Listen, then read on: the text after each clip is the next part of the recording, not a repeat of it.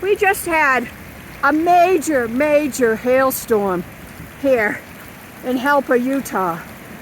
I cannot believe this is 10 times worse than anything we've ever had in South Dakota. The leaves came off the trees. I mean, the hail is just, it was actually scary being inside the RV. It was just, that is not snow, my friends. Those are all hail balls on the ground. And let me tell you, the rain is cold. Holy mackerel, thank God for our Flex Armor roof. Our truck seems to have done okay, but wow, that was something. Hey, yeah,